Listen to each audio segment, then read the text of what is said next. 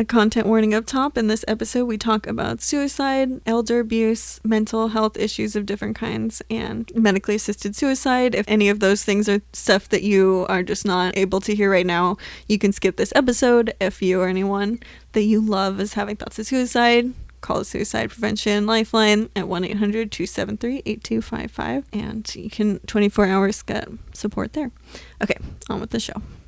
Late Faces. Night of the Wolf, written by Average Joe's Drive-In. A normally quiet retirement community is plagued by mysterious animal attacks. When a blind grizzled war veteran Ambrose McKinley, Nick Damacy, moves in, he discovers something sinister is behind them. When everyone dismisses what's going on, and won't help, Ambrose uses his military training and sets out to stop the beast before it's too late. Voiceover off. When you're blind and watching movies, what will you find? A blind superhero whose superpowers are acting like he's not blind. A sighted actor over-dramatically touching people's faces. Or maybe the whole joke is that they're bumping into different places. A spectacular, macular generation. Tunnel vision to your television until they off this movie with audio descriptions. They're movie buffs who know their stuff. You'll be thoroughly entertained. Join Sky and Melissa throughout film history and Citizen White Cane. Hello. Hi. And welcome to Citizen White Cane, where blind characters are defenseless to thoughtful critique of ableism in media. My name is Sky McLeod, I'm Melissa Bukta. and we are talking about Late Phases, aka Night of the Wolf, aka Night of the Lone Wolf. This movie has too many titles. But we found it, so that was Yes. that's the important thing. Yeah, I'm not sure. It's from 2014. It is the first film in English language filmed in the U.S. film of the director who is had only done films in Mexico. Oh, very cool. The director's name is Adrian Garcia Bagliano. I mean, for his first English language film, I thought this was really fun, actually, and I liked it because of it is kind of a non-conventional horror movie in a way. Yeah, it's a werewolf story. Mm-hmm. But you notice that the word werewolf isn't said at all, not once in the entire movie. I'm not even sure if wolf is said in the entire movie. Yeah, it's pretty well because they say animal a lot of the time, Right. which is like the idea is that the kind of people in denial of what's actually happening keep saying that it's like they live near the woods, so that there must have been an animal attack. Which they don't even specify what animal they think it is, which like I don't know, when I went to school at UC Santa Cruz, and the danger of UC Santa Cruz, the campus is mountain lions would sometimes come into campus. God, that's terrible. Yeah. I mean, because moose are very scary, which is what we had. We had moose and very, Freaking very, very, Alaskans. very occasionally a bear, and even more rare a wolf. But we Oh my never God. had a wolf or a bear. Well, I was there, but moose we had all the time.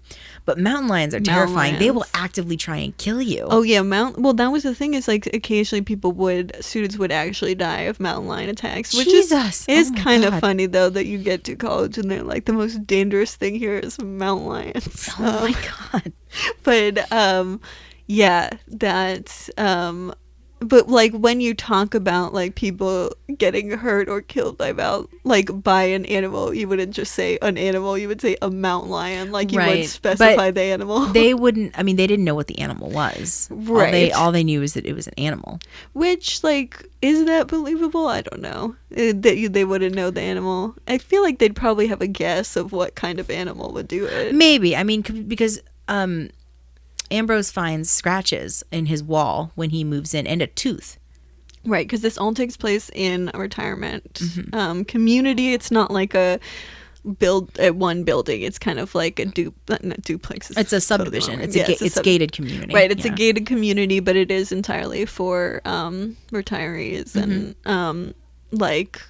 it's kind of separate, and the movie in a lot of ways is a metaphor for like how we're just kind of leave people after they get to a certain age. Just We- kind of hide them away. Right, we kind of sort of leave them to die Yeah. in this little place. Well, not just in communities like this, but in nursing homes and Right. hospitals and Yeah, it is weird because this movie was made in 2014, but it is like you watch it and it is very hard not to like project on what's going on right now onto this movie, because a lot of it is about like how much we value that, you know, if something is only killing people of a certain age, how much does the broader society care about that, and how much like it is very very topical, something we're talking about all the time right now. That like, yeah, it was very weird to me. I don't know, I thought about that throughout the whole movie because I feel like that's something that I've had so many conversations about in the last like 6 months. It's just like yeah, how much we value older people's lives, and if they're getting attacked by some sort of contagion, that how much does it really matter to the rest of people. But yeah, I don't know, was that kind of something that you were thinking about, I mean or not? the whole quarantine aspect of them in this little community where everything is pretty much provided for them. There's buses to take them places that, well, we only see them going to church, but I'm assuming there's buses to take them, to the groceries or to the doctors or something. So that all of that is taken care of.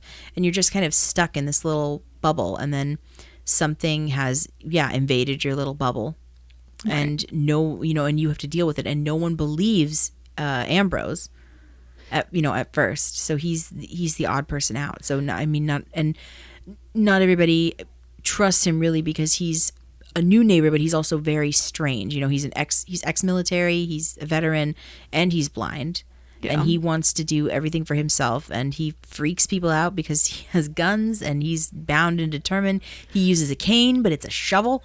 Yeah, and so people are really, really wary of him. And I get that. They even ask him to try and get the church is like, we can get you a cane, and he's like, no, shovel isn't fine. Okay, but have you ever played the game Werewolf? Yeah, it did make me think that at the very beginning, and then they were all like, then I just started thinking about coronavirus, like, very soon into the movie. But yes, I have played Werewolf. It kind of sort of felt like that to me, a little bit of a live action version of that game. It's true, a little bit. Yeah, which like it is kind of, I don't know, that game always is like, I find kind of tedious to play, and so watching a movie where I don't even have any power to do anything, it's just that game I think I would not be able to handle, just because I don't know, it's always but it did make me think that, because he is as we said, he's the blind veteran, like kind of, he's cantankerous and like doesn't want to get along with the people there.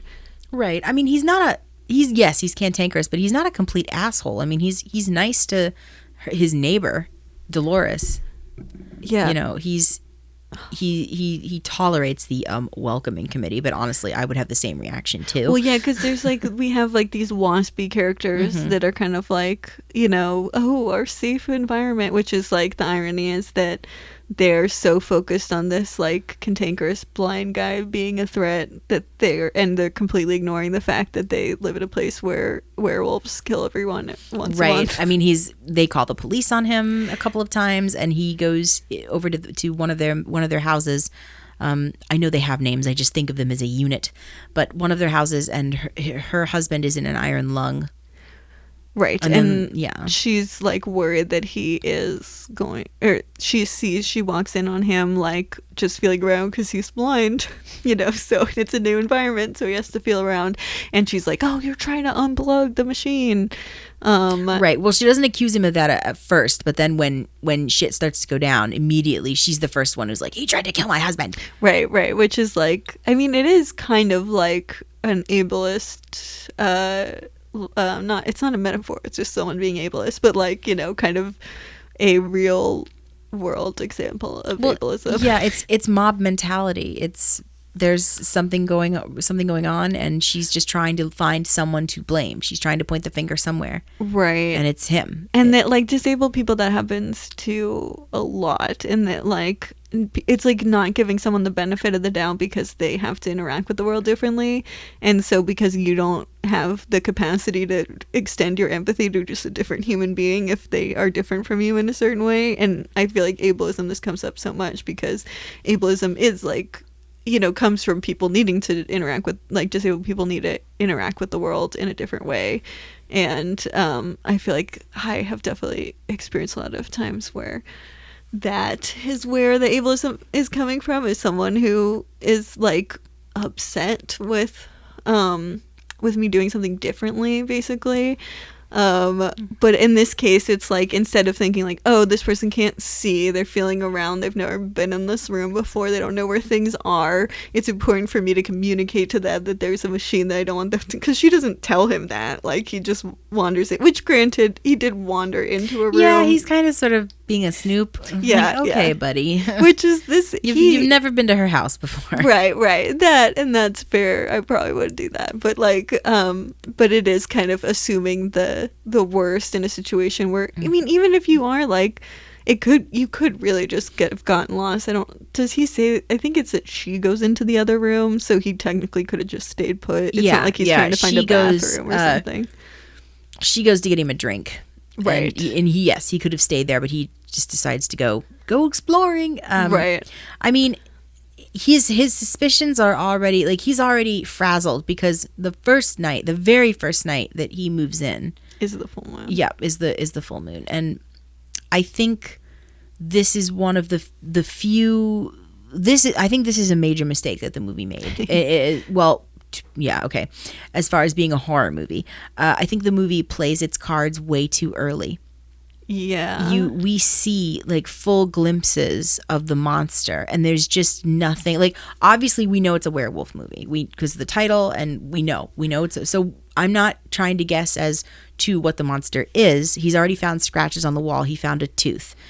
They live near the woods. The killings happen on the full moon. Like, it's obvious. It's very obvious. But I wasn't ready to see the werewolf yet. Right, because we do see I think, okay, so that beginning scene, it's like about 10 minutes into the movie, which is the first full moon, is like pretty actively, like we're seeing a bunch of destruction and scary situations where people die, and then the climax is the same thing. I guess it's technically longer, probably. Yeah, it's a little more. The circumstances are a little different, but we see Dolores get chomped on by this creature, by the werewolf. It's interesting. I don't know. I feel like for me, I don't know why, but I was like, I appreciated that was early on in the movie, because I was just like, I don't like watching a movie for an hour and 10 minutes and being stressed out because I know that it hasn't gotten scary yet. Like, I would much prefer to get a sense of like what the limits, because I think that also makes it feel more cyclical, which is technically what it's going for in the plot, is that like this happens once a month, every month. And so I think that it's in that, it's kind of, a lot of it takes place in the eye of the storm, which, like, I don't know. For me, I think like getting a sense at the beginning meant that I could actually pay attention to the characters, because I feel like if they hadn't done that at the beginning and I was just waiting for things to go wrong, I would not be as attentive to what's happening. But I think that's just my like my stress the levels. the first attack I have no problem with. I really don't have a huge problem with how the movie is structured, except for the fact that you only see bits and pieces of the werewolf, and then you see pretty much the whole thing. The camera doesn't hold on him for very long, so you can't. Yeah, you still have barely seen the werewolf. Yeah, I mean, I never really saw the werewolf. The shots were never such that I could actually see it. Right. I just think that we shouldn't have seen anything, or if we did, it should have been more shadow and more kept in darkness. The werewolves are kind of menacing by their presence. Oh, sure. Which is absolutely. part of the reason why we have less werewolf stories, because it's not like we have low budget horror films where they do exactly what you're describing, and that's how Well, they could be low budget. And that's what I was thinking. I didn't know the budget of this film. But it feels, it doesn't feel like feel like a big studio film. It's a small studio who made it. So I was thinking very practically, and why, if you only have this amount of budget for costumes and special effects and everything, why would you try and pull your punches now and not wait until the ending? Because honestly, now that I've seen the outline and bits and pieces of the monster, when we get the big climax, it's still gross and scary and interesting, but I think I would have gotten more out of it if I would have been kept in the dark, just like Ambrose. Well, Ambrose definitely, I mean, he's in the presence of one, but I think maybe it is also because I couldn't see them ever. So I'm also like, in a monster movie, even when they show the monster, I can barely see it most of the time. Like, because a lot of times the shots are such that you're only seeing bits and pieces of it. I was not a fan of the werewolf's design. Well, werewolves, has there ever been like a truly good werewolf design? I mean, because there always have to be a little bit like very like a silly person is in a big costume. Right. Like you just Right. can't really make it that scary. I mean, and when you're watching a werewolf movie, you're the one thing you're looking for is the big transformation scene. Right. Which I thought they handled pretty well. I mean, I was really shocked because it felt like it was way outside their budget, and I was like, did the whole budget go to this? I'm sure it did. Yeah. It would have had to. I'm very surprised, and because it's not super gory or anything, but I mean his like parts of his skin split open to reveal fur, and then his chest is doing all this stuff, and then his teeth, and then of course at the very end he just like rips off his face, and there's this ugly wolf face, and I'm like, okay, that was cool. That was actually kind of cool. It looked stupid, but it was really cool. I mean, it was like, it's very like it felt sort like inhuman. It like the creepiness of just like, we're very like programmed to expect certain like it's like why the uncanny valley is the way it is because humans are like, our brains are so programmed to like notice anything off about like a person, like something that's trying to be human. And so sometimes when you have like, I feel like that scene with the transformation, it's just like it feels like they should like it, you just see that it's like human like it's enough that it's because it's someone transforming, but it's enough human features that are like acting in a creepy, like it makes it really creepy. I guess my biggest problem was after the transformation is done and you actually see the werewolves running around on camera and running around, my biggest problem was the fur suits that they were wearing just looked too bulky, and I just wasn't a fan of their silhouette. They looked a little bit like haunted house performers. Yeah. Well, but because this is the problem, is like, unless you're gonna have it be like wolves and have the problem with that like Lion King had, where it's just way too like realistic animals, like werewolves are not, you can't make them that cool. Like there's not really a good answer to this. And I am not looking for a hot werewolf. Like I'm not here for that. You make them ugly. That's You're not fine. Team Jacob, Melissa. No. Also, they were not werewolves. They were shapeshifters. There's a difference. Wait, they weren't werewolves? No, they were not werewolves. I thought they shapeshift into wolves. They do, but that's not a werewolf. A werewolf is a half man, half wolf hybrid. Or half human, I should say, because a woman could be a werewolf too. That when they're in their werewolf form, you mean? It's so different. So a shapeshifter can change. Also, a shapeshifter can change they turn at into will. Actual wolves. Yes, they're actual Jacob. like big old giant wolves. Yeah. Okay, so werewolf is like a wolf humanoid creature. Yes, and the change is dictated by the full moon. A shapeshifter can snap their fingers. It depends on what rules you set up for your universe, but a shapeshifter can snap their fingers and turn into a wolf, an animal. You've convinced me. Yes.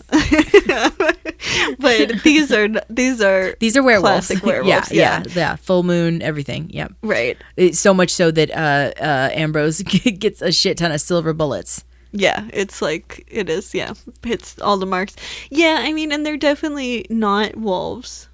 Like the costumes, but again, like I just think that if you just can't, like, can you picture in your head what would truly be menacing that is the idea of a werewolf? Like, I just never can. I'm picturing, like, for some weird reason, my werewolf is wearing like jeans that have been torn up or whatever, but he's got, you know, the wolf feet structured like the hind legs of a wolf, so he doesn't walk like a human. He walks. But that's gonna be like cartoonish as well. Well, yeah, it's, you know. I mean, it's a difficult. Can you think of any examples of movies with good werewolf designs? I'm trying, and I didn't really like Lupin's design in the Harry Potter movies either, because I thought that one was too alien and skeletal. Right, this is the problem. It's like you can't. I truly believe that there's no winning. I guess Teen Wolf is pretty cute. I was gonna say Teen Wolf is like our. I mean, I have to admit, like, going into this movie, I was like, oh, this has to be at least somewhat campy, because you can't make a werewolf that's, like, actually, but it's like, really not campy. Not. I mean, but you're talking about how it sort of is in some ways, like when you see the full costume. Yeah. Okay. Yeah. So but the costume, nothing is played for laughs. Yeah, it's very serious. Yeah. There's next to no humor. I know. I was like waiting for something I could put at the end of the episode, because it's very. So I guess what I was laughing at was the wolf's costumes, because I'm like, I have to find something to laugh at, and I just seeing the full thing, I'm just like, it's a dude in a suit, which I know that's what it is. That's what it has to be. Right. And if it were CGI, it would look weird. Yeah, because the cool thing about pretty much everything I think in this is all practical effects. I don't think there was much CGI, if anything, used. It's pretty practical, yeah. Yeah, which is really cool. I don't know. I just didn't like the bulky fursuits. That's all. I don't know. I wanted something a little more less human, but it's hard. Well, because they also look like just big dogs. They do look like big dogs. Yes, absolutely. But they're like, sometimes they stand up. It is, I mean, I think I don't know. I think maybe it is something with my eyes, but I never really got a good look at them. Mm-hmm. It's also like, it's at night because it's the full moon. Right. Even though it's the full moon, theoretically, it's still, all the scenes are way too dark. I could not really make out a lot of detail. Well, and that's kind of what saves you as a director. I mean, if you don't have a budget, you shoot it in the dark. Right. It is really true. I thought about that. And I mean, like, you can definitely justify it in a werewolf, like, if anything, you have to, like, make the night look, a lot brighter if you want to actually see what's going on. But it is.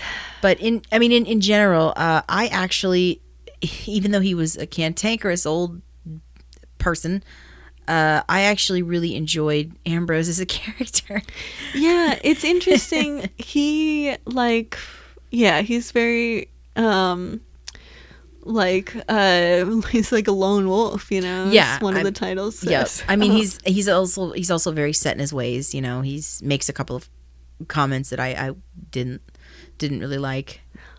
Which ones? Well, the derogatory slur about Asian folks, like that's not. I don't ever like hearing that, but. Yeah, I mean, this is 2014, guys. Yeah, really. But he's very much, a self-sufficient go-getter. I'm gonna do this, and if you want this done right, I guess I have to do it myself. Yeah, which, I mean, okay, so we have like all these movies, horror movies, for some fucking reason, I always have blind women.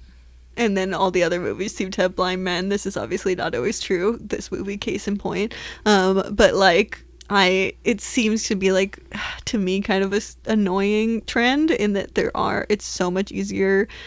It's so easy to find when I'm looking at blind movies. So many of them have male blind. The blind characters are male, and then when I'm like, I just want one with a woman. They're all horror movies, and it's really frustrating to me.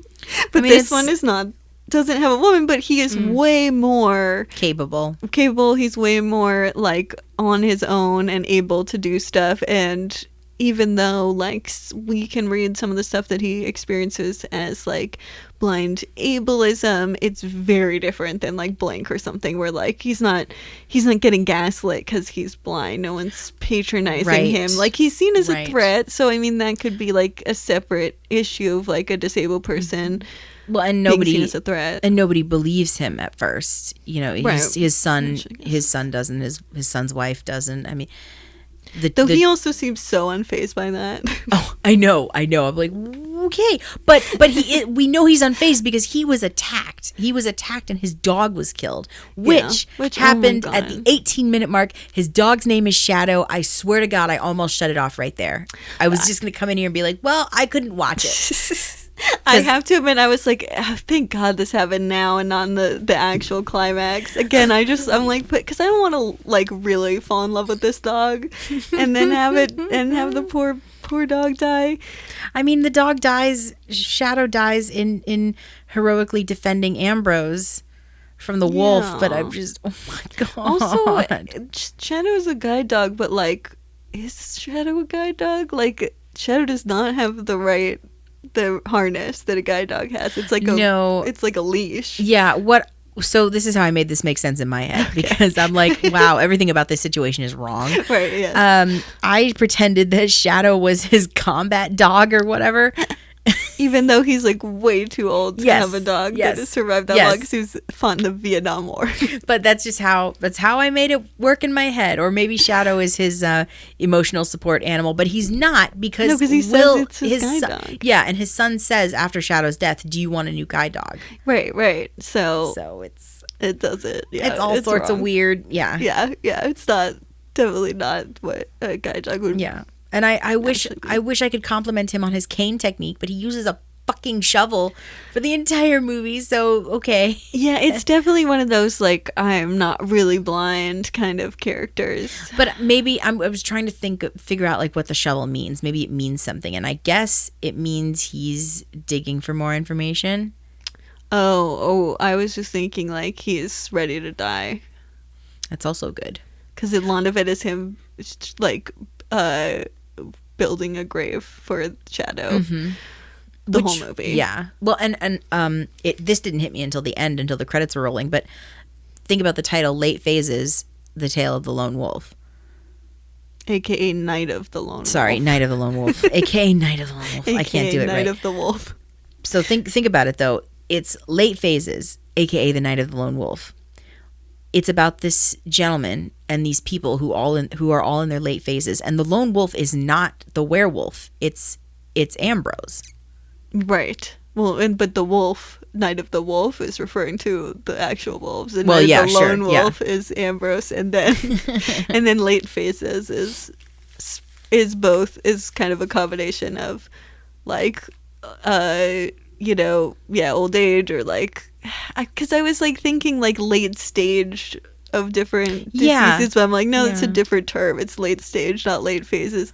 But it's like the later phase of life as well as the later phase of the lunar cycle. Well, and it was really cool to see this movie and see that, the youngest character is Will's wife.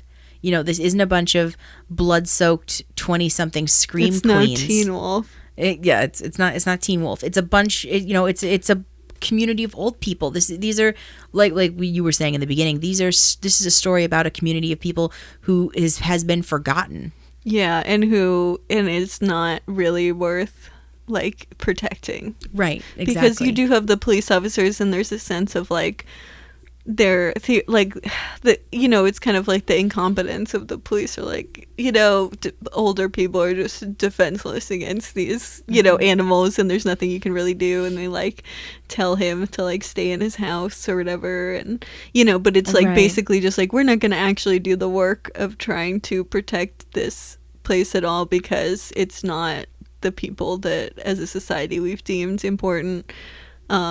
Which, it is just like, it was very hard to watch this and think about. I mean, I even struggled to think about blindness stuff, because it was just so much like because the theme of the movie is basically like, is that we forget old people, and that we also like don't value their lives as much. And it's just like very hard not to like think about that. Yeah. Right. Now. And I kept asking myself, like, okay, why is Ambrose blind?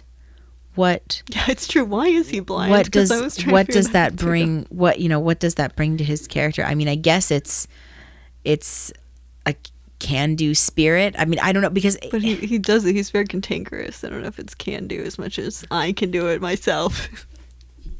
Right. I mean, it is really cool. You know, during the climax, he's got his sniper rifle or his shotgun, and he's sitting like out a his window. hearing thing. Yeah, he's got a hearing aid on, so he can hear, because he sets a trap for the wolves, so he can hear the wolves and then blast them. Yeah. I mean, stuff like that is cool. Yeah. I mean, it's definitely, it's fun to watch that anytime we have a climax or people are using extrasensory things in a really specific way. I mean, but yeah, I mean, it's just like, it does feel like a lot of these movies where the blindness is just to make him more vulnerable, and that there's not, it just doesn't feel like much more than that. Like, I'm not really sure if there's that much of another layer to, like, you know, making him a blind character. Well, I mean, I never saw him, even when he's moving in, I never saw him as vulnerable. You know, he's a tough old bird. Well, that's the thing that kind of muddles it. Yeah. Is he seems like extremely, like, self-sufficient. He can do and, this. Like, yeah. And then you have something crazy and supernatural that anyone in their right mind would freak out about, you know, and couldn't face on their own. But not Ambrose. Right. He's seen some shit. He's gonna deal with this problem. It was fun Vietnam. Yeah, I mean, he puts on his friggin' uniform. He goes to war against in the climax. He goes to war against these creatures because he's a soldier and he's fighting a war. He also knows that he's gonna die. He knows that he's not coming back from this. Yeah, and like, there's a few things where he, like, kind of hints at being suicidal. In a way, which I guess he, like, sort of is, because he does kill himself. He does take a lot of pills before he starts fighting. See, okay, I was curious because that was his medication, but I couldn't tell how many he took. Yeah, he overdosed on them, which I kind of didn't catch, and then I just read a synopsis. But it was because it's visual. The whole climax is so visual, so it was actually very hard for me to keep up with what was going on. But I know that it was like he had obviously done something to kill himself, because I was just like, it couldn't be that he just assumed he would, because he gets really beat up fighting the werewolves, and I'm like, it's not like he could necessarily beforehand expect that, because what happens is there's no really way for him to do this and not become a werewolf. So he's just like, I'm gonna make sure I die so that I won't continue it, and then it ends here. It's kind of like, I want to be the last person who has this. That makes a lot of sense. Thank you. Yeah, because I was a little foggy on that particular plot point, because I was just so worried that he was going to get bit, and then he was going to turn, and then this whole thing starts over again. Right. Well, and I think that's what happened. That's why it is the way it is, because the like head wolf in the town did the same thing he did, but got, like, by trying to kill the werewolf, but got bit and then became the werewolf. Right. So it's this whole cycle of just... It's kind of like a contagious disease. Yeah. Okay, so did you guess the werewolf? Because at first I did exactly what the movie wanted me to do, and I thought it was the priest. Right, because they set up that the priest is a smoker, because the priest is a smoker, but, like, the werewolf is, like, breathing in a way, so that's why he has a very distinct cough, and so does the priest. I just realized that's another parallel to coronavirus. I forgot about that. Oh God. Didn't occur to me just now. But yeah, so that's and this is incidental, because it's just the fact that it must be a smoker. So yeah, the priest is smoking. The priest seemed like too chill to be. I was like, he was a cool priest. Yeah, he just didn't strike me as the type. He's the kind of priest I would want to hang out with. Yeah, he seemed like he was good at, like, seeing past things, and I mean, not being overly judgmental, because we have, like, these characters that, as we were talking about before, who are, like, excessively judgmental and fear Ambrose. That's the name, right? Ambrose, yeah. Ambrose, yeah. thank you. I was super worried that I was going to sit here and say Alphonse this whole time, like Alphonse Elric, and I'm like, no, his name is Ambrose. Ambrose. Yeah. It's like ambrosia. Starts the same way. That's how I'm remembering it. Ambrose. Got it. Ambrose, okay. Yeah. Right. The priest is not sees past, like, the bullshit that other people are. He's not threatened by him. Right. And he's also not going to take any of his shit either. Yeah, he's pretty chill. He should have asked him about suicide. This was very hard for me to turn off again. It's happened to me a few times with these movies, but this one, I mean, I did answer Veterans Crisis line, like Veterans Suicide Hotline for a while, so that definitely I was like, oh, this is like literally conversations I've had with people. It's very weird, but like. Yeah, so I think that was also something I had trouble turning off. But he was like good at talking with him, though I did wish he asked about suicide, because you should always ask about suicide. Because Ambrose does say things that are very like specifically like suicidal invitations to ask, like things where he talks about, remember the exact wordings of them, but stuff about like, you know. Gosh, actually, I think there is one in the clip that I have. Oh, hey, yeah. Let's play that clip. Yeah, sure. Yeah. This is the conversation between the priest, and the first real conversation they have one-on-one between Ambrose and the priest. And the priest has was just talking about his brother who also fought in the Vietnam War, and how when he came back, he was very angry. Right. And our father, also, we should probably mention, our father is played by Tom Newman, and Ambrose is played by Nick DeMisi. Okay. This is fear. No. He's angry. Yeah. Me? I come back with eye trauma. Kept getting worse, but I was too stubborn to ask for help. By the time I went blind, I couldn't stand to look at the world anyway. You mean you think you deserved it because you didn't ask for more help? Maybe. Only because you said that you didn't think it was worth you getting a cane. Canes are for cripples. Besides, I don't plan on being around much longer anyway.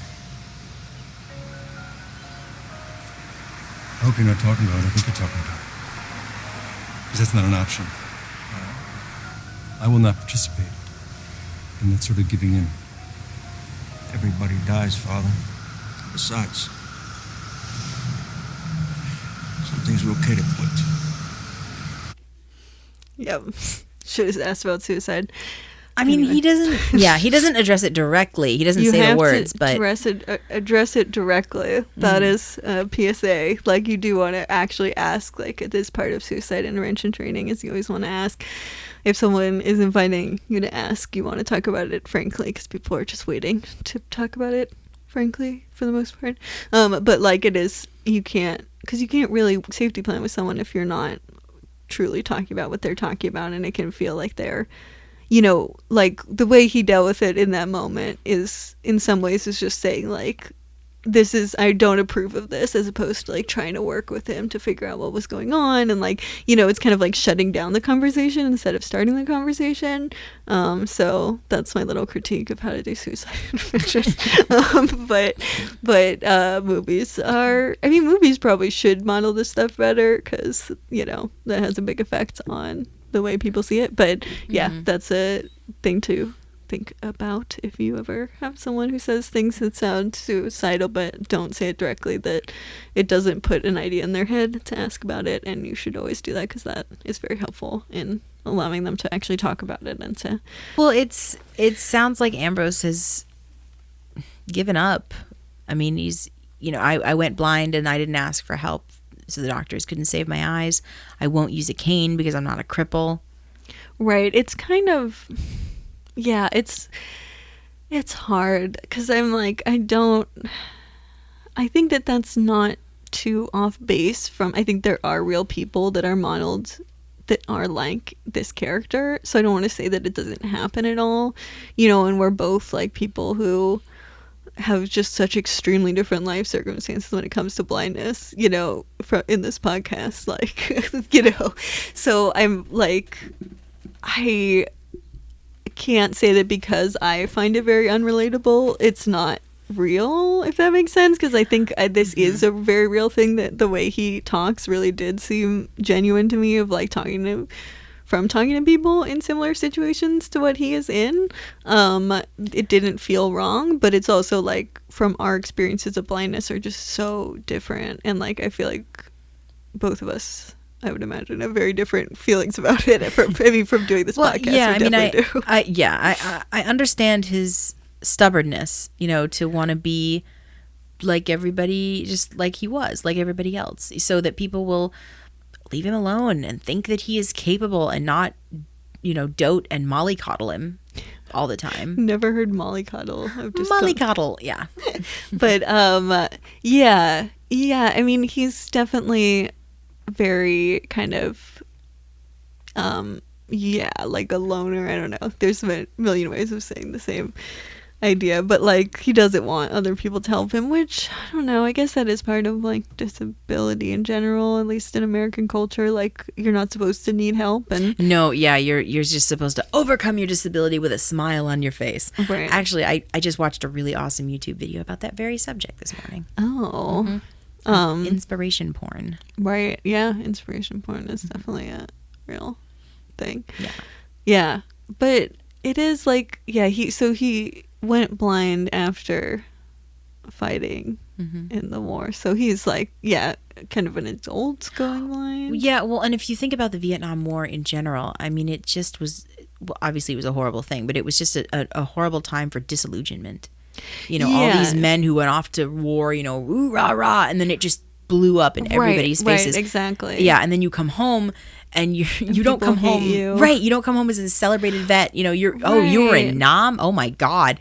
Yeah. So which is why his story is like, I'm like, this is like very realistic. Like, that could this is how a lot of people from that era feel now, especially like as they get older and like and are more physically, like have more physical disabilities, some from old age, some from fighting, like that there is a real disillusionment, and it I think it has, I mean, I don't know, it would be interesting to know if the Vietnam War led to more suicide. I wouldn't be surprised that, I mean, because a lot of veterans kill themselves. It's a really big problem, but which there's a lot of systemic things that we should talk about that, but like, well, I mean, I think the Vietnam War probably, I mean, I don't know, but it seems like it might have even had more people, because it's just the amount of horror that I think people from that war like experienced is just, it is kind of, even to other veterans, it's kind of unparalleled. But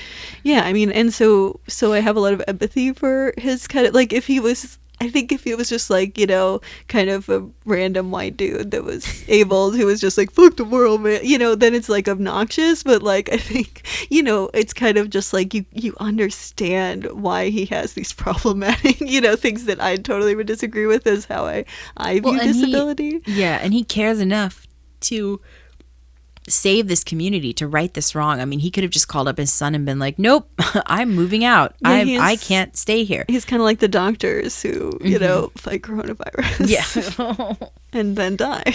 Gosh, yeah. I mean, he knows he's going to die, and he wants to go out on his own terms. Right. And those terms are saving the community and getting rid of the werewolves. Which I guess the question also is like, it could be that he isn't suicidal, but he realizes that he has a suicide mission, and that there isn't a good way to do it without, like, because again, like, killing yourself is never really the answer, but in this situation, technically, it actually does make logical sense in a way that probably wouldn't even exist in the real world, because it is like it's because of the supernatural aspects of it, like, I mean. But it is kind of just, I mean, it's also kind of like, it's medically assisted suicide. I mean, it's more analogous to that, really, which I guess you can, like, definitely, that's already something that we, people talk about all the time as an argument of what. Instead of drinking a concoction of drugs, he fights werewolves.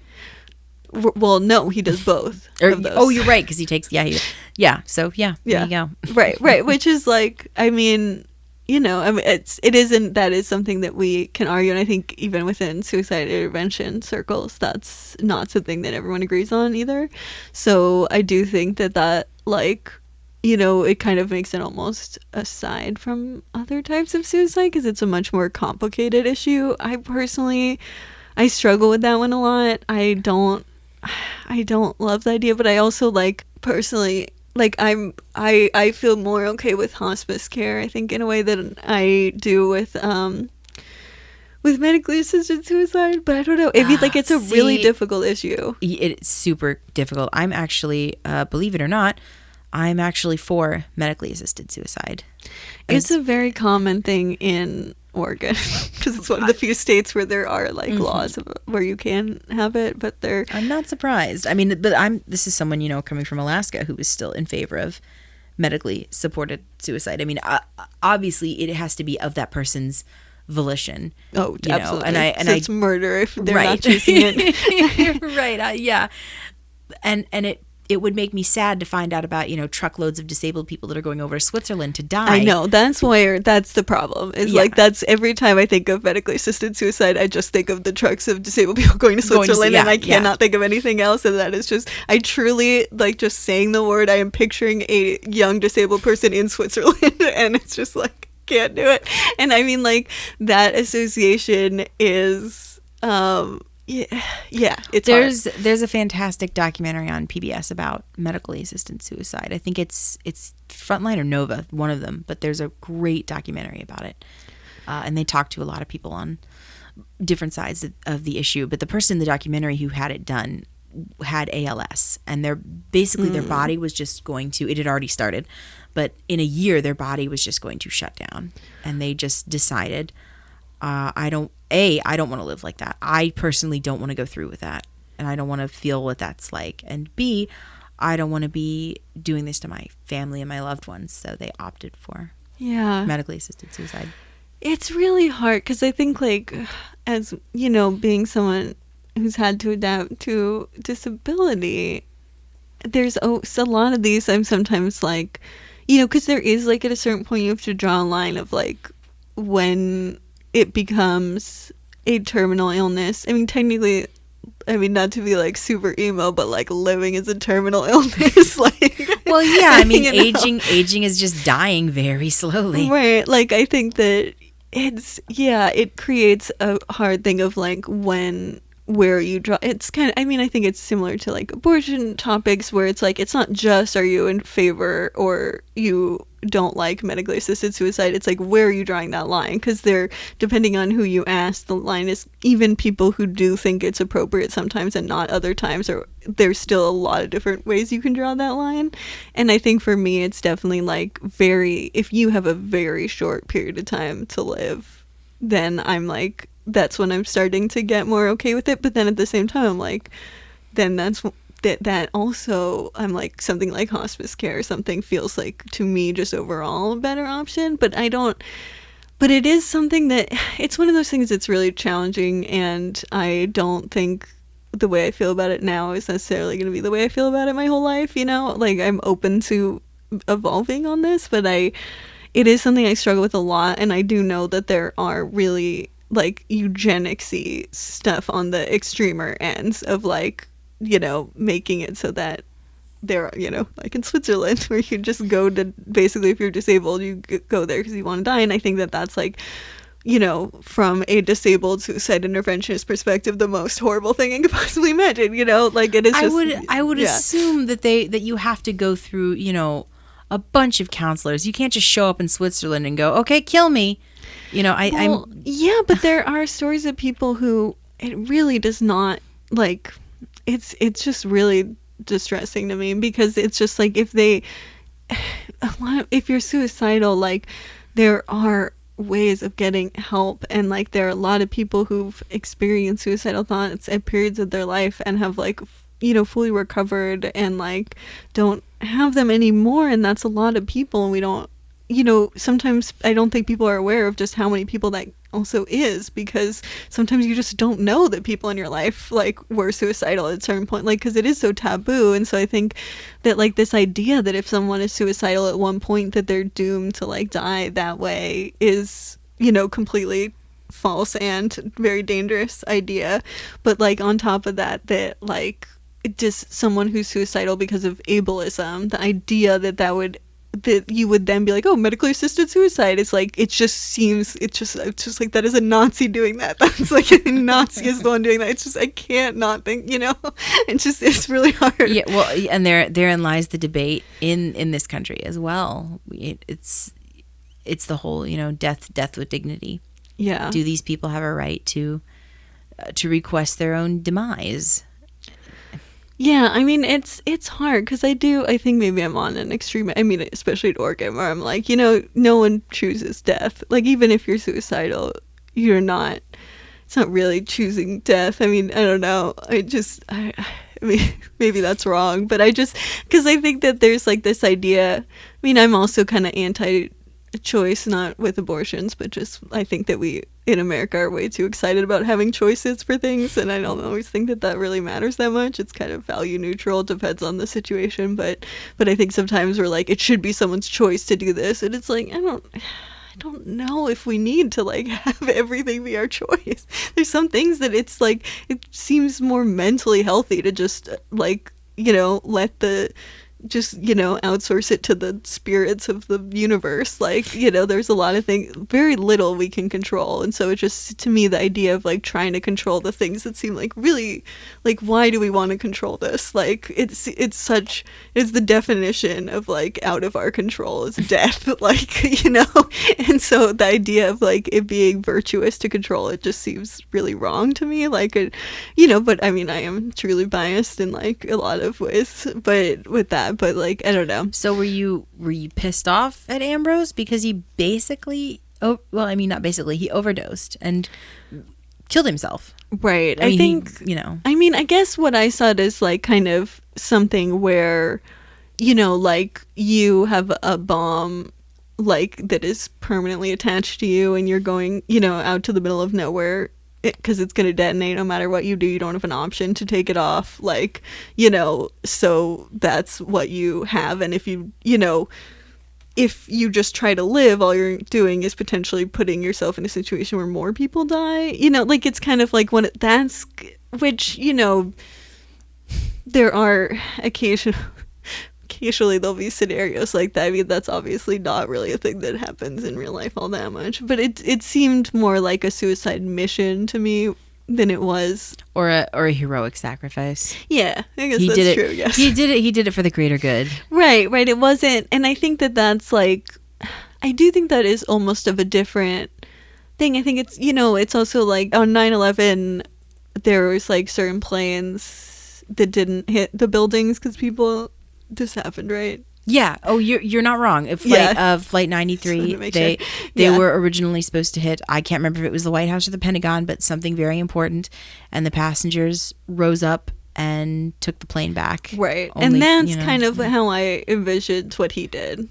There's a sense of like people just need to die in this, not they need to, that's not the right way of phrasing that, but like there are, in this situation, people will die no matter what is done, and like you have these two terrible options, but it's like the trolley problem or whatever, like it's just right, like you're kind of it's just a numbers game, and like either way you're going to die, so you do the heroic thing. And I think that's kind of how I read him, more than necessarily like true suicidal ideation, because it felt like if he wasn't in that scenario, we don't really get a sense of if he would have been suicidal, because he from the very beginning on the first attack is like, oh, so it happens every month, and he's like, so I got a month, and like he's very determined, and that's all he thinks about. You spend the entire movie preparing, because it's basically the climax only takes up the last 10 minutes of the movie, right. So it's you spend the entire month with him, right? And he's like the whole time really preparing, and I think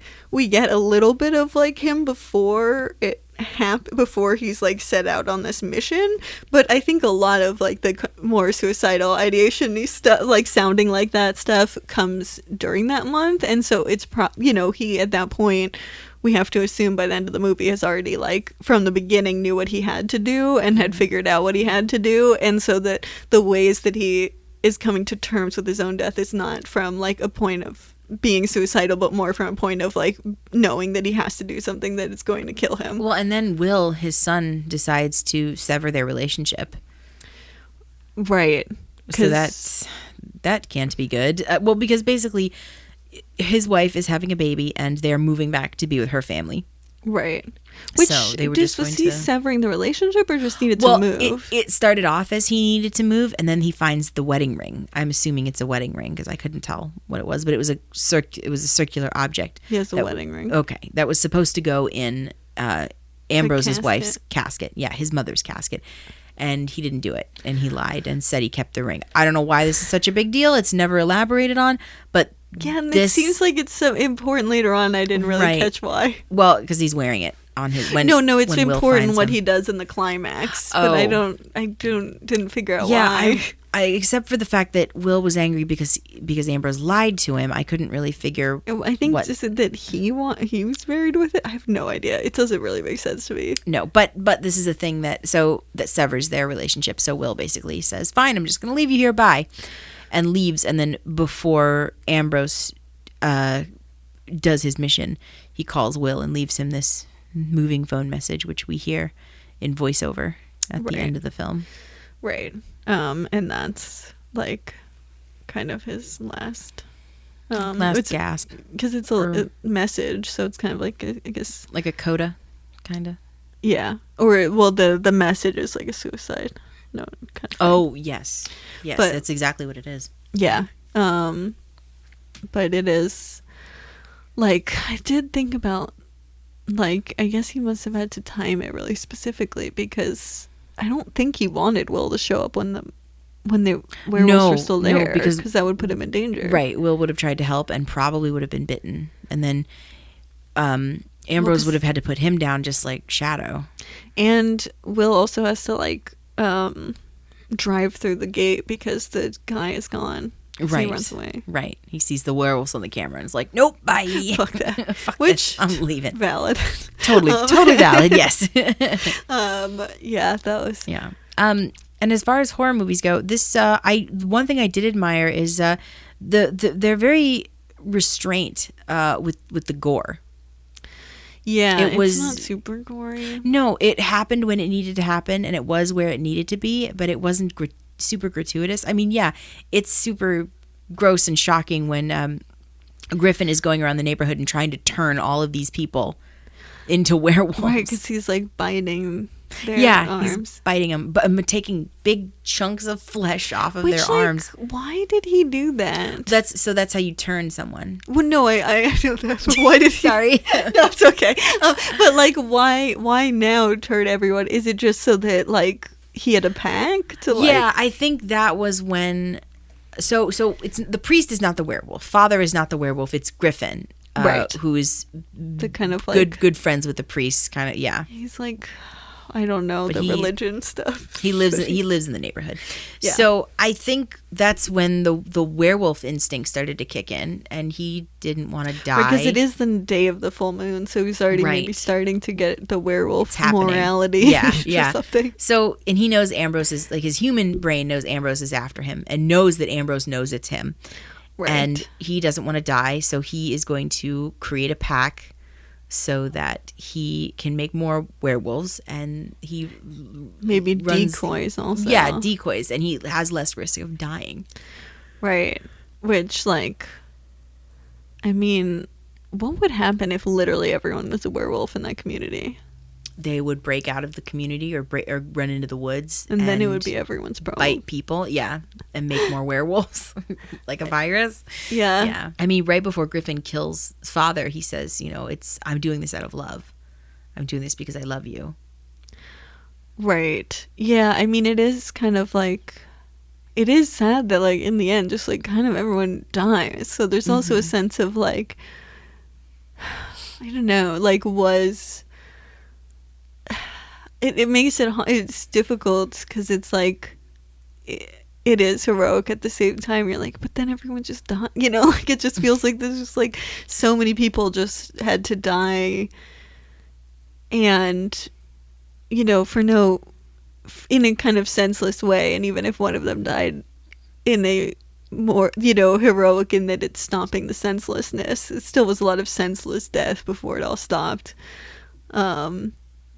Yeah, but I mean, hopefully they like would have eradicated the werewolf. There is always that like fear that there's someone in a neighboring town Oh nearby. God, no! I was terrified that when Will comes in and sees his father's body, that his father's body was like gonna jump out and try and bite him or whatever. Like I'm trying to watch the screen through my non-existent peripheral vision because I'm like, I don't. It's scary. It's gonna be scary. That doesn't happen. I felt like there was a pretty solid finality. He got them all. Yeah, I think so too. I mean, it didn't seem like there would be other ones. I mean, and that would be just now. I'm like, it could have gone global. You don't even know. But I mean, but werewolves. I mean, werewolves are basically like rabies. Like that's the main, like the most analogous thing, and they are like rabies. You do have to like have some sort of like, you know, bite or something. Like it actually has to be a lot more than just like breathing the same air. Like, so they're not as contagious. It's harder for them to like do something like have a global pandemic like coronavirus would have to be. It has to be to some extent really easily contractable. With it probably didn't go that far. So I think you could kind of contain it within that community. So that was good. But it did seem like almost everyone in the community was dead now. Well, almost everyone that we see. I mean, this movie has an incredibly small cast. Yeah, we there's never, not a lot of characters. No, we never see the whole community. We just see a few people who live in the community. Yeah, it does seem big enough that there should be more people who live there. I don't think he turned or killed everyone, but it just was kind of funny to me. Funny, strange, not funny, haha, but kind of funny to me. Like, you know, they're telling, the welcoming committee is telling Ambrose about this place and everything, and they're like, oh yeah, you know, and people get killed on the night of the full moon every month. It just happens. Right. It's just like what are we gonna do about that? You guys are okay with this? Okay, great. Yeah. Well, I mean, I think that almost is kind of like a retirement home. I think there's just like a normalizing of it. It's like where you go to die. You know, like it's just and I think that that's something that the people. You know, a lot of people in that system just kind of take for granted. But like at the same time, I also think that there's a lot of people who are questioning that entire system and how, you know, if that is really a humane thing, because people, you know, the same people can live for a lot longer outside of retirement community. You know, like there is a sense of like this is, you know, do actually like because we just don't value older people's lives as much, and if people die, you know, younger than they would have outside of that home, like, but you don't know because they're still old enough that we've deemed it's appropriate to die at that age, you know, like that's still a full life, then it's like no one really cares to extend, you know, to want to extend their life. But it's also like you don't want to extend people's quality of living. I think a lot of them are just very kind of, you know, they are serious. Like this movie, it's not, there isn't as much joy. It is a little bit more like surviving or not surviving. And I think that that's also why people sometimes, you know, they just feel kind of forgotten about and not like they're, you know, part of their community or being simulated in any way. And yeah, and that's really, it's a problem. Oh yeah. And, but you know, all in all, yeah, I was very pleasantly surprised. I thought this was a pretty good little horror movie. Honestly, like for, you know, one of those you just, you know, pop on Saturday night. You've got a group of friends over. You want to watch, you know, a scary movie or something for, you know, if you've never watched horror before or any horror movie and you're trying to get into it or you're looking for something to watch, honestly, this is a really great starting point, I think, because it really isn't too chill. Scary. Yeah, we have to get scarier movies for this series. But yeah, do you want to like go into our ratings then? Sure. I feel like we're kind of coming up on that. Yeah. I can go first. Yeah, go for it. I'm gonna give this 20/50. I think is what I'm feeling. I mean, you have a blind character that doesn't feel, even though I didn't see myself in him really in kind of in any way, like I felt like I was just a very different person from him in almost every way. I still definitely saw a real person in him, and I think that, like, you know, even if it's not our experiences, that doesn't mean that portraying a real person who is blind, like even if they're not us blind people, I think that's still a good thing. And I felt I bought him as a person. I thought that the movie was trying to interrogate ableism, like, or the kind of ageism wing of ableism, and like the ways that we view older people, and was not coming from a perspective of like just kind of just not questioning it. Like it's very much about questioning questioning ageism and trying to comment on it. So I feel like it did a lot of that really well. I think that it has a blind character. I feel like there's not a lot of like specifics, as we were saying before. Like he doesn't necessarily need to like, there's not like have a good reason for him being blind. He shoots a gun a lot, which I mean I'm sure some blind people can do that, but it's also like a pretty unrelatable thing to the majority of blind people, that it's not it's not what we really associate with blindness in any way. But yeah, I mean it's hard to like really kind of interrogate how his blindness is really affecting his life, because he also has kind of given up in a lot of ways, and so we don't really get to see his adaptations to the world. We just kind of get to see him he as a character views blindness as kind of an end, and there's not even though he's not needing to be sighted or like wanting to be sighted or anything like that, he also, I think he kind of sees a loss of sight as just like a loss without any sort of gains made. Like it doesn't seem like he really feels like he's transformed it. It feels like just like one thing turning off before other things turn off, which is I think a more common way that people who at an older age who lose their sight are more likely to view it than someone like me who was born with low vision. But yeah, so kind of a mixed bag, but I think overall it did a decent job at like trying to think about ableism and stuff. And I wish that some of the blind stuff was a little more overt, or kind of we felt more him as a blind character. I feel like if I had seen this movie years ago, I might forget that he was blind. Like it wasn't very salient part of the movie, so I can't give it a higher rating because of that. But yeah, so that's kind of where I'm at. What do you think? I think I'm right there with you, honestly. At a 2050, I think that sounds fair for this. I liked that the film touched on ageism. I think that gave us a really interesting conversation to have.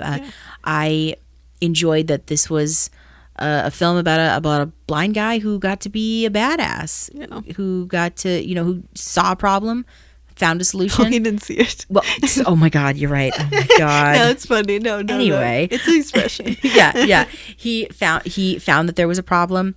He found a need to fix it, and then he fixed it.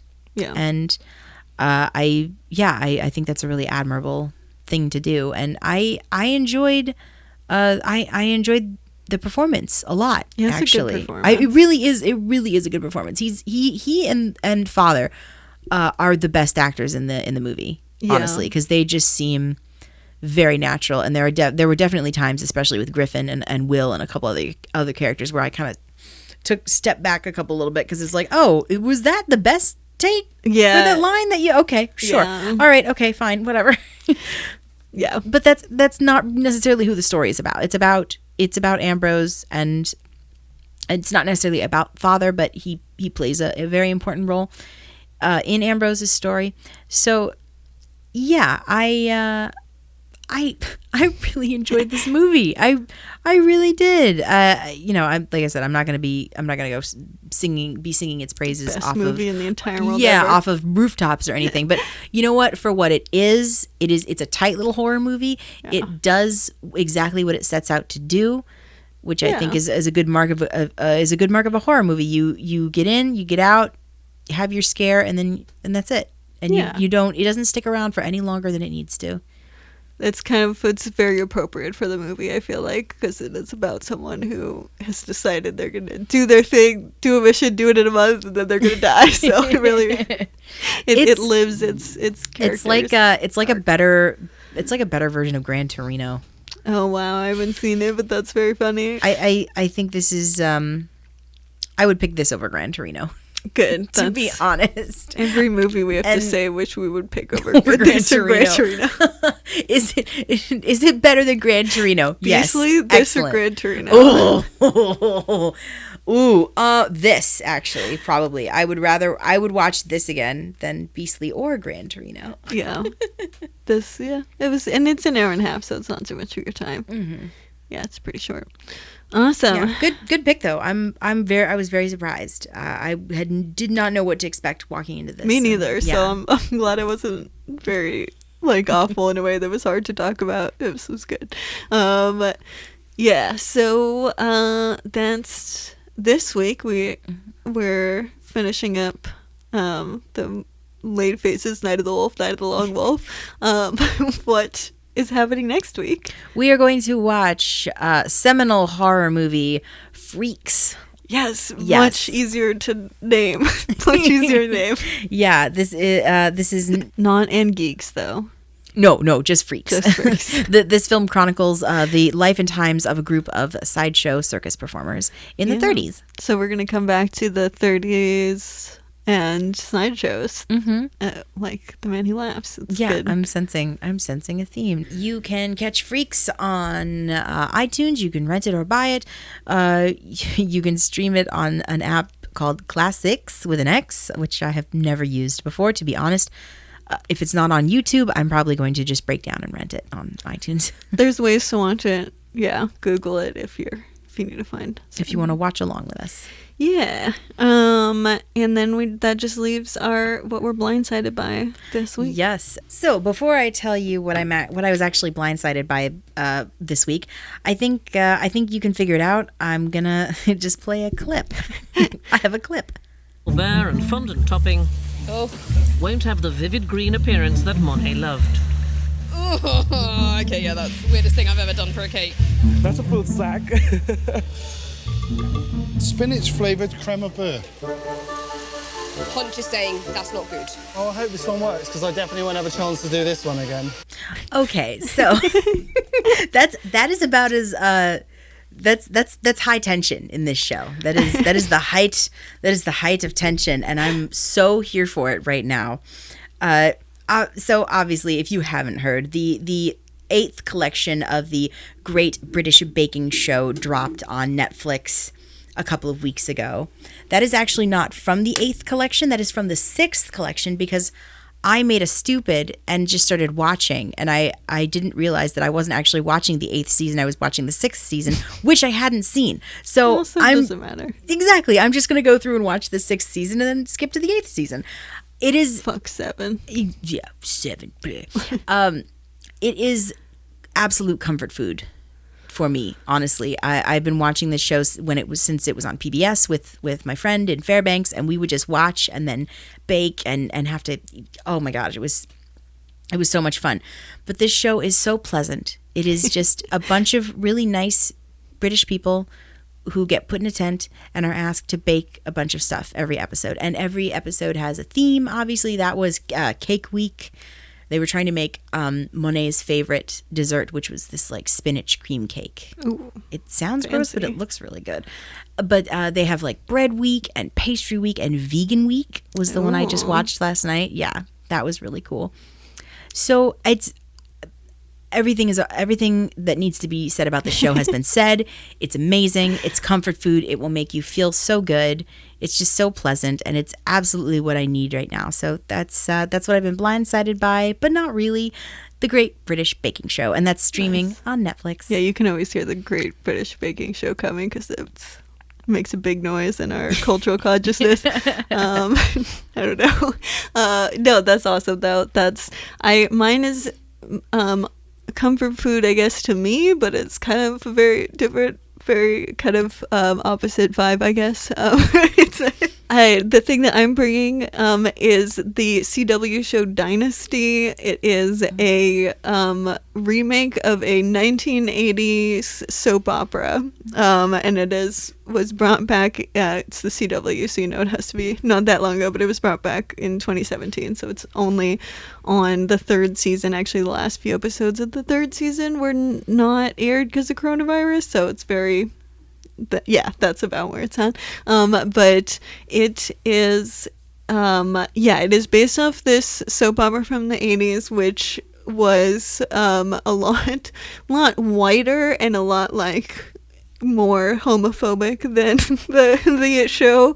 They recast a lot of the characters from the 80s show with people of color, and then they have the gold digging wife that's one of the main characters whose name was Sammy Joe, is also named Sammy Joe, but now he's a very very sweet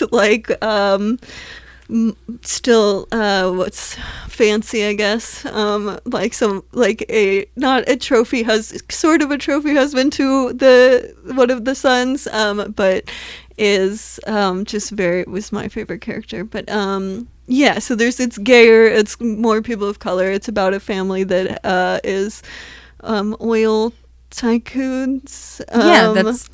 That's what now hang on wait a minute, hang on, are you sure you're not talking about Dallas? No, Dynasty. It is Dynasty. Okay. Dynasty apparently was made because Dallas was very famous at the time. Okay, that's why I get them mixed up. Yes. I'm so sorry. I will keep my mouth shut. No worries. It makes sense. They were on at the same time, and they have very similar names. I think the plot is very similar, though I actually don't know the plot of Dallas. But I know it's a very famous soap opera. Oil Tycoons is the plot of Dallas, basically. Yeah. Okay. So yes, it was, I think, just a network being we're going to do the same show. To Dallas, but this is a very different show from the original Dynasty, but it is still just called Dynasty. It's a family of oil tycoons. It's kind of like Succession, or one of those shows where it's who's gonna be, run the company, sort of, but it's a soap opera, so there's just a lot of people dying and really preposterous things happening all the time. So it's very twists and turns, which is helpful to me to really make me focus on what's going on, because I need things to focus on in my life now. So that is Dynasty, all 3 seasons on Netflix, and all audio descriptions, though the first 2 episodes of the 3rd season, something seems to be wrong on Netflix. I hope that they fix it, but the audio description track is silent for some reason, so you have to switch to the non-audio description track for the first 2 episodes of season 3. It's a weird bug. I don't know why it happens. Yeah, that is super weird. Super wow. weird. But it's not even the track without the audio descriptions. It's just literally no sound at all. So that's a weird bug, but the rest of it does have audio descriptions. So it's a great blind person show, and it's 22 episodes, so gives you a lot of hours to watch things happening. So that's a Dynasty on the CW and available to stream on Netflix. Fantastic. Awesome. That brings us to an end of another episode. Yes, we did it. Yay! We got this. We have a couple more episodes in our Spooktober, October, Halloween, I love vampires. It. Spooktober, perfect. Words.